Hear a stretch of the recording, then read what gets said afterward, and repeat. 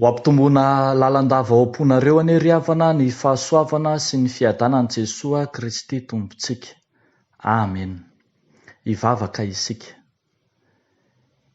Ravoravo ny tany aman-danitra, falifaly ny zanaky ny ambany lanitra, miramirana ny vahoaka sesehen'Andriamanitro noho ny famondram-ponao lehibe, noho ny fitondranao soa ka andinganana indray ty taona 2024 ity. Hitanay sy tsapanay marina tokoa zao fa Andriamanitra niaraka taminay tamin'ny zavatra rehetra ianao. Ankehitriny izahay dia vonina hiaino ny teninao, ny afatrao, ilay teny tonga nofo ka nonona taty anatinay. Koa miteneny ianao fa miaino izay mpanomponao amin'ny anaran'i Jesosy Kristy tomponay. Amen. Mofinaina voalahatra ho antsika anio ry havana arak'izay hitantsika eo amin'ny Jaona 1:, ny 1:1 hatramin'ny 5. Jaona 1:1, 1:1 hatramin'ny 5. Vakiana ary amin'ny anaran'i Jesosy manao hoe: tamin'ny voalohany ny teny, ary ny teny tao amin'Andriamanitra, ary ny teny dia Andriamanitra. Izy dia tao amin'Andriamanitra tamin'ny voalohany. Izy no nahariana ny zavatra rehetra, ary raha tsy izy dia tsy nisy nahariana zao zavatra ary zao na dia iray aza. Izy no nisy ampiainana, ary ny fiainana no fanazavana ny olona, ary ny mazava dia mamirapiratra ao amin'ny maizina, fa ny maizina tsy nandray azy. Ray masino, manamasinanay amin'ny fahamarinana, ny teninao no fahamarinana. Amen. Amin'izao volana janoary taona 2024 zao, ry havako malala, dia aloha hevitra vaovao indray no mbanjintsika manao hoe: maneho ny maha-izy azy, ny maha-Andriamanitra azy ny Tompo. Maneho ny maha-Andriamanitra azy ny Tompo.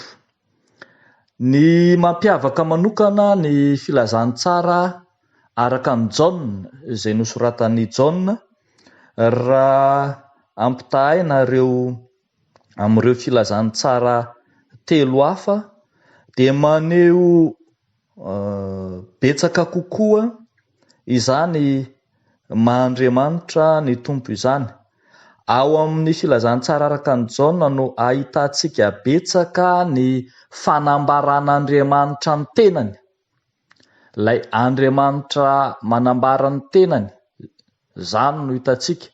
Raha tsy tentsika ohatra, fa ao amin'ny filazantsara araka ny Jaona no ahitantsika ireo fanambarana 7 nataon'i Jesosy mahakasika ny tenany, tahaka ny hoe izao no voaloboka, izao no fahazavan'izao tontolo izao, izao no mpiandry tsara, izao no fananganana ny maty sy ny fiainana, sy ny sisa. Hita ao amin'ny filazantsara araka ny Jaona daholo zany. Araka izany ity mofinaina ambany masontsika ity koa dia tena anehoan'Andriamanitra ny maha-Andriamanitra azy, tena maneho ny maha-Andriamanitra ny Tompo. Andeha ho jerentsika amin'ireto lafin-javatra roa ireto, izany maha-izy azy ny Tompo izany, ny maha-Andriamanitra ny Tompo izany. Voalohany, ny Tompo Andriamanitra dia miseho ao amin'ny teny, miseho ao amin'ny teny. Zany hoe lay Andriamanitra dia miseho ao amin'ny teny, ho amin'ny teny, amin'ny alalan'ny teny, arak'izay voalaza eo amin'ny andininy ny voalohany sy ny faharoa fa tamin'ny voalohany ny teny, ary ny teny tao amin'Andriamanitra, ary ny teny dia Andriamanitra, izy dia tao amin'Andriamanitra tamin'ny voalohany.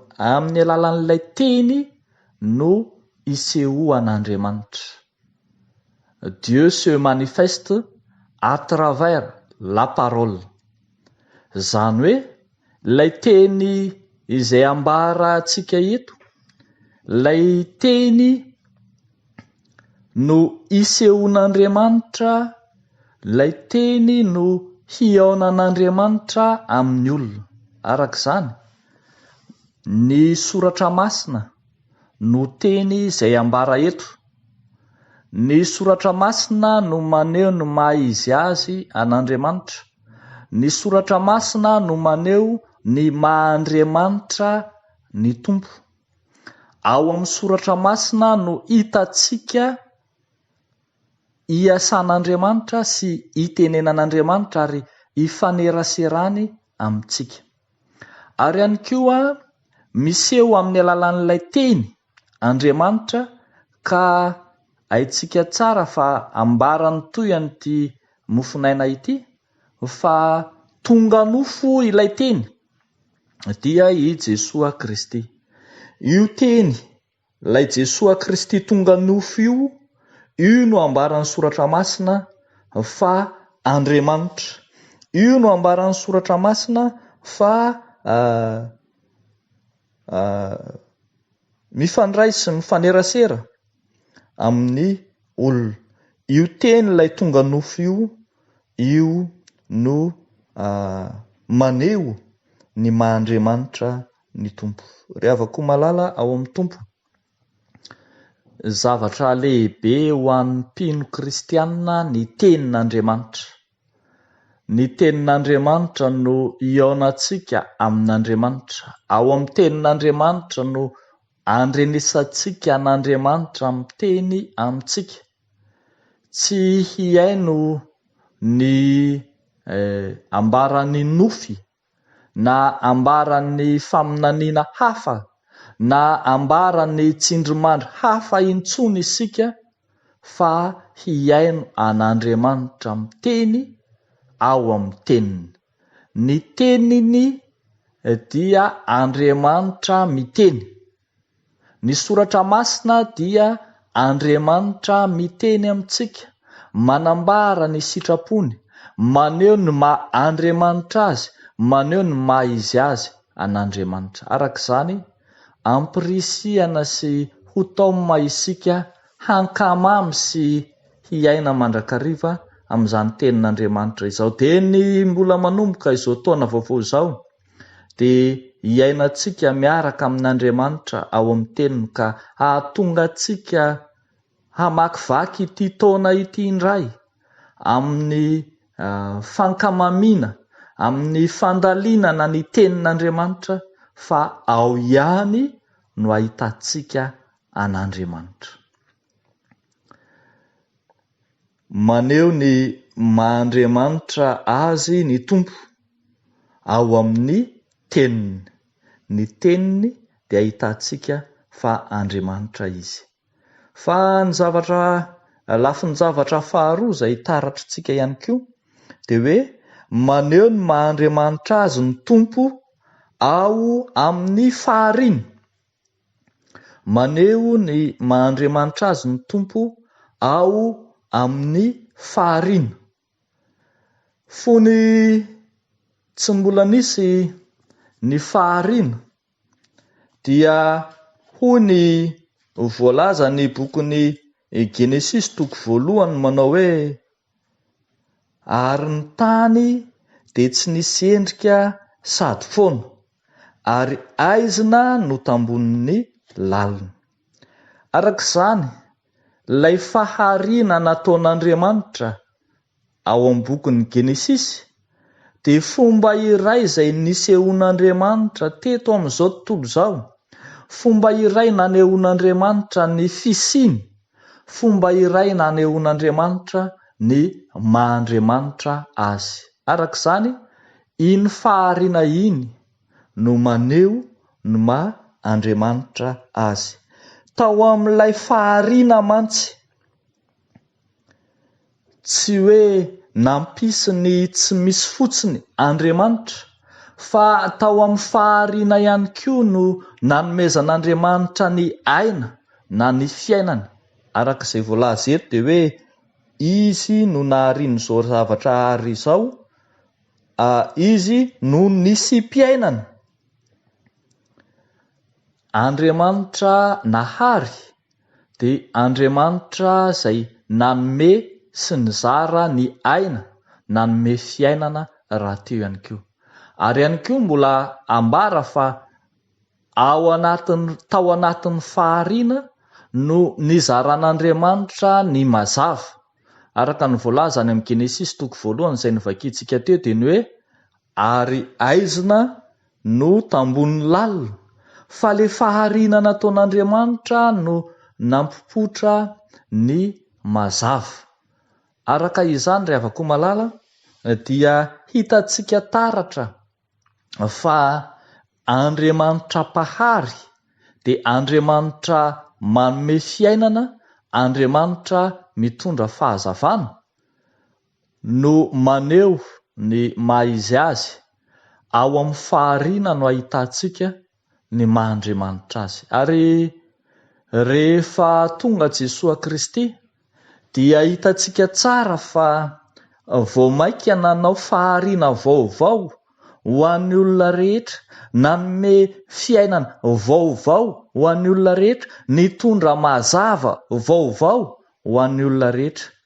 Koa zava-dehibe ho antsika izany fisehoan'Andriamanitra tamin'ny alalan'i Jesosy Kristy tamin'ny fahariana vaovao izany. Indro ary sika ry havako, noho ny fahariana vaovao ataon'Andriamanitra isan'andro dia miaina izao taona vaovao izao. Ho tsapantsika ao anatin'izany fa tsy mitsahatra tany amin'ny bokin'ny Genesis ny fahariana nataon'Andriamanitra, tsy mitsahatra mahary isan'andro Andriamanitra, ka dia manome antsika ny tombon'androm-pahavelomana, manome antsika ny andro vaovao, manome antsika ny taona vaovao. Ao anatin'izany ry havako malala no ahatakarantsika lay Andriamanitra ny famondram-po, lay maneho ny maha Andriamanitra azy, lay mizara fiainana sy mizara ny mazava ho antsika rahateo. Miseho ao amin'ny teny sy ao amin'ny fahariana ny maha Andriamanitra ny tompo. Ary raha marina kokoa, miseho ao amin'ny teny sy ao amin'ny fahariana ny maha Andriamanitra any Jesosy Kristy. Araka izany dia voaporofin-dray izao araka ny tenin'Andriamanitra fa ten'Andriamanitra i Jesosy. Anjarantsika no manankina feno ny fiainany hamakivaky ity taona vaovao ity miaraka amin'ny Jesosy lay naneho ny tenany fa Andriamanitra izy. Dia hoan'Andriamanitra ny voninahitra ry havako ho amintsika kosa ny fahamarinan'izany tenin'Andriamanitra izany. Amen. Hivavaka isika. Misaotra anao sy mideranao izay Andriamanitra fa mahatsiaro ravoravo mandre fa maneho ny maha Andriamanitra anao ianao ao amin'ny teninao, lay teny aina ho an'izay mahazo azy ary fahasalamana ho an'nofo rehetra, lay teny tonga nofo ka nonona tetỳ anatinay. Fa maneho ny maha Andriamanitra anao koa ianao tamin'ny fahariana, tsy ny fahariana tany am-boalohany ihany, fa ny fahariana isan'andro izay tohizanao sy asehonao eo amin'ny fiainanay. Ary mandraka ankehitriny dia miaina izany fiainana vaovao atolotra ao aminay izany izahay.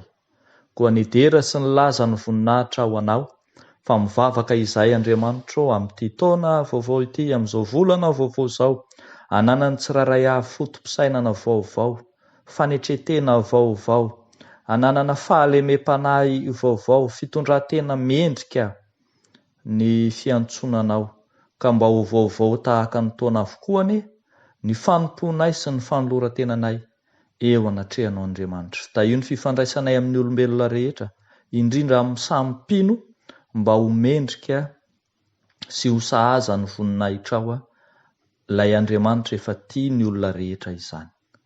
Dia amin'ny anaranao Jesosy Kristy Tompo mahavonjy ny anaovanay sy angatanay izany vavaka izany. Amen.